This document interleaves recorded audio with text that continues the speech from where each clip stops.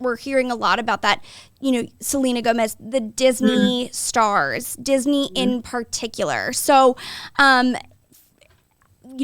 Disney maybe didn't treat them the way that they should have.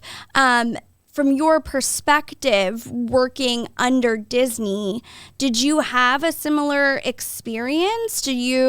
Was radio different than television? I'm curious if you have any overall sentiment in terms of your time with Disney.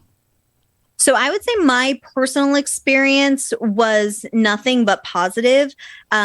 Radio Disney was actually, I believe it was like owned and operated at the time by ABC Network. So, and it was kind of before that whole merge thing. And so each station was operated by a station manager, and they had their own designated team. It didn't feel very like corporate Big Brother Disney. And my producer for the show, for Kasey's Corner, and the station manager and all the teams there were nothing but supportive. They were family. Some of them were at my wedding. It was a really, really great experience. I would say though that what I witnessed was not necessarily always coming from the Big Brother Disney. A lot of it was coming from their parents. I saw lots of momagers and dadagers that really were driving their kids hard. And so many times I would hear, them pushing their kids saying, do you realize how lucky you are? They could take this away. So many threats that were scary for a kid. And, they're kind of the paycheck for their families with these bigger Disney celebrities. So I get why their parents are riding them hard. But I think that so much of the experience really does have to do with the parents. I think you're right. Honestly, I mean, it's alarming to hear that, but you really did. You're onto something. They're either the paycheck for the family or they're living out mom and dad's dream when they didn't get to, right? Totally. So there's this pressure on them that really takes away from the ability to be able to just enjoy the experience. Failure is not an option. You have to make your way to the top, because either that's how we're getting, food on the table, or that's how you get your parents' approval, or that's how they become proud of you, right? Oh, exactly. Which is just sickening in a lot of ways, because they're just kids. They're just kids. Yeah. But you, even as a kid, were witnessing that and seeing that, but not necessarily coming from the station or from corporate, really just within their own individual families. Yeah, I would say I didn't see anything coming from, definitely not within the Boston station.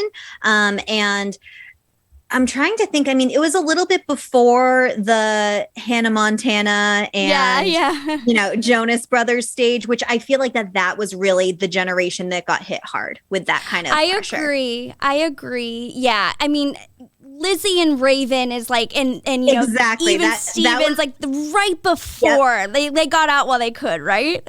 Yeah. And I mean, even, Christy Carlson Romano has come out many times talking about how the pressure she felt being the breadwinner for her family, and how she blew so much of her money because she didn't know how to properly manage her finances as a kid celebrity. So I think there was a lot of growth that has happened, but it's a little messy when it comes to if their parents' intentions aren't in the best place. Yeah. And you shared a story with me when we were chatting prior to today, which I kind of think might be your answer to this, but I'm curious about what is your overall fondest memory during this experience? You had mentioned something to me about Kelly, and I wonder if that's what you were going to say. I just thought it was so sweet and such a kind story, and gives you restores faith in a lot of ways. 100%. So I had the opportunity to meet Destiny's Child when, this is telling you how old it is. They were opening for Christina Aguilera at the Tweeter Center. And again, how old it is, because I probably had 5 name changes since then. And they were opening for her. And Chris, do you remember like this point in time where Christina kept canceling her concerts because she kept getting laryngitis? Yes. So they canceled the show, but they were still on scene. Or on set. So I got the chance to go in, and this was right after they had dropped from the second set of 4 to 3, like a week later. Not the first, but the second. Not the first set of 4, the second set of 4. So it was Michelle, Kelly, and Beyonce.